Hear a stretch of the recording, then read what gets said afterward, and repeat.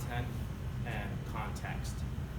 And just at a high level, what those things mean, and I'll dive into them a little bit, is consideration. You have to do the upfront work. Right. What is your business? What is your value proposition? What is your competitive advantage against obviously your competitors? How do you stand out? And you have to do some work. You have to do a little bit of reflection about where you are in your business, why your customers engage or buy from you, and kind of, do you have a specialty? Is there a niche that you're in that you can kind of bring out to the world? It's so much easier to cut through the noise when you have sorry. I think the Bob thing. When you have a little bit more of a focused message, right?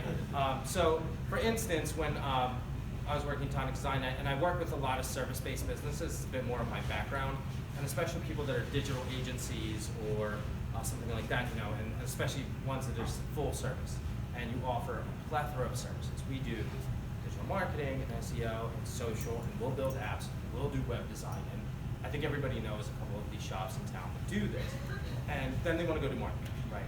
And then they say, well, you know, it's so hard to get that message out and connect with your customer and say you do everything, because they only need probably one of those things. And then you're out there saying, if you can do everything for everybody, you do nothing for nobody, right? To try to cut through that buyer and get them to connect with what it is that that they could buy from you, and you say you do all these other things, it's a much harder route to get to it.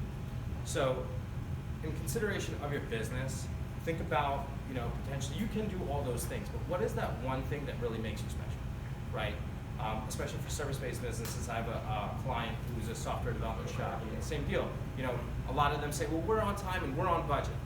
You know what? In today's day and age, that's table stakes. And at a minimum, everybody's saying the same thing. So you're not unique, and what you say is the same thing as, you know, 100 other shops in town will say. And that does make you special. So I dove into one of my customers' sales history, right? And we identified, well, you have a couple unique clients that are in the same industry. And one of them was done a lot of projects for video streaming services. And the other one was, you do stuff in revenue cycle management, which is a really particular process in the healthcare business. Well, now you have an audience, and you have a message, and you have a specialty for something you do. He goes, well, that's not all I want to do. It's fine. But when you're marketing, you need that foot in the door, and you got to make a good use of your funds, and you need it to be efficient, because, you know, a lot of your customers, your clients, and if you're here as a small business owner, you don't have unlimited funds. You're not fighting with dollars in, you know, the digital space to, you know, beat out your competition. So you've got to be a little bit more savvy. You've got to be a little bit more critical about what it is that you're putting out there and who you're putting it out for. So, you know, if